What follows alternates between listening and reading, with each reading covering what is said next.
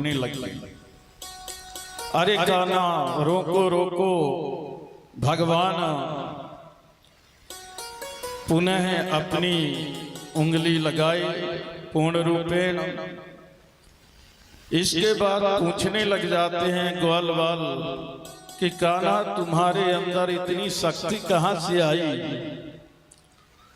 तो मेरे गोविंद ने बहुत सुंदर जवाब दिया, कछु माखन को बल बढ़ियो, कछु गोपन करी सहाय, श्री राधे जू की कृपा सो मैंने गिरवर लियो उठाए।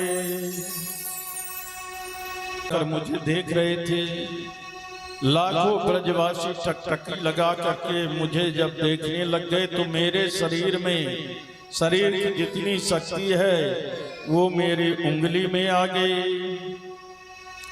ब्रजवासी बोले, सो ही तो हम कह रहे कि आजकल हमारी शक्ति चली कहाँ गई, हम कमजोर कैसे हो गए। इस प्रकार भगवान की लीलाएं चली।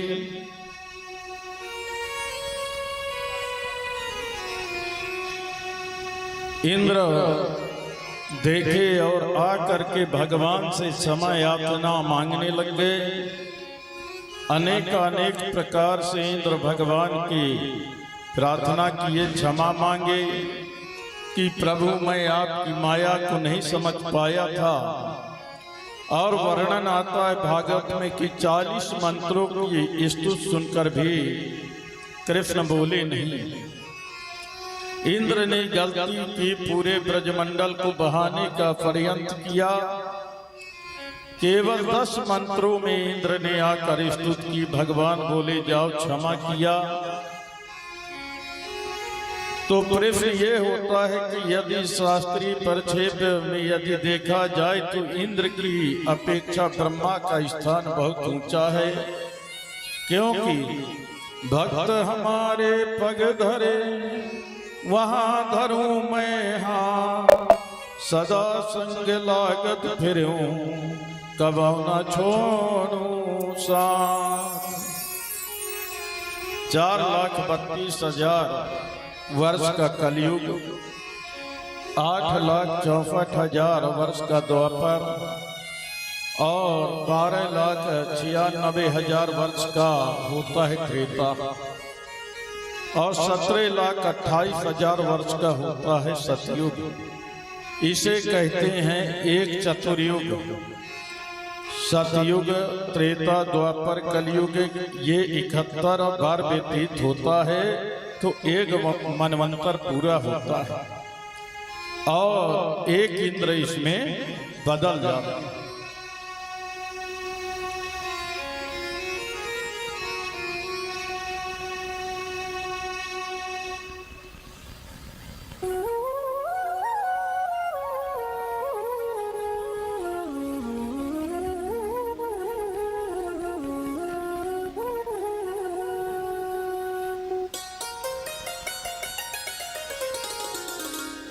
कहने का तात्पर्य है कि मूल तात्पर्य ये हुआ कि देवी देवताओं को आने के लिए शरीर मिला है।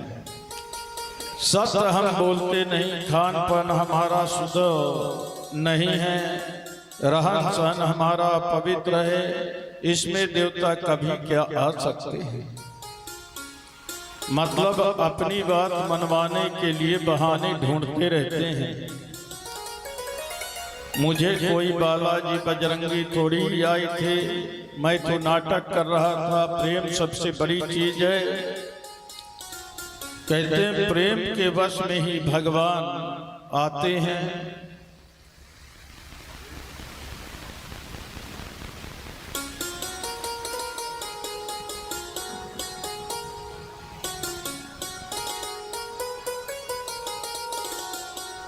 बोले वृंदावन बिहारी लाल की।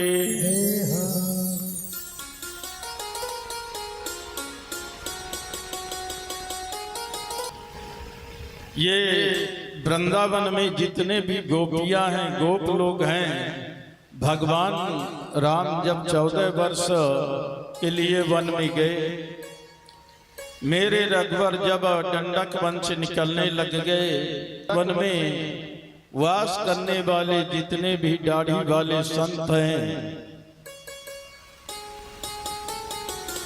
उन संतों ने भगवान श्री रामचंद्र के सौंदर्य को देखा और उनके मन में यह भावना जगी, क्या हम लोग भी स्त्री रूप होकर इनकी सेवा करते तो कैसा ना होता।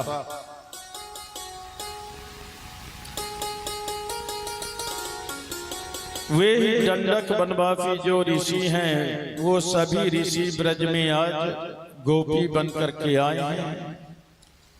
भगवान नारायण जब बावन का रूप लेकर गए राजा बलि के यहाँ, तो बलि के यहाँ रहने वाली जितनी दैत कन्याएं हैं,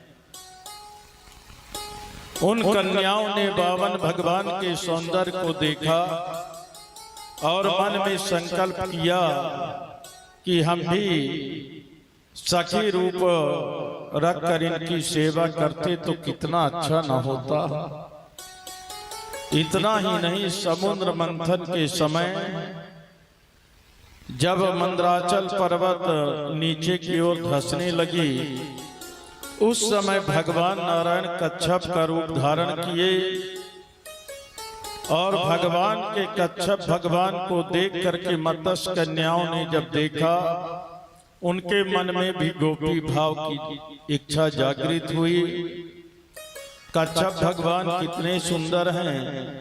इतना ही नहीं, हमारी 4 वेद, ऋग्वेद, यजुर्वेद, सामवेद, अथर्ववेद, इन चारों वेदों में 3 कांड हैं, उपासना कांड और कर्म कांड। 80,000 मंत्र हैं कर्म कांड के, 16,000 हैं उपासना कांड के। सब जो है परमात्मा के समीप चले जाने का नाम उपासना है। 80,000 कर्म कांड के जो वेद हैं, मंत्र हैं, वे सभी ब्रज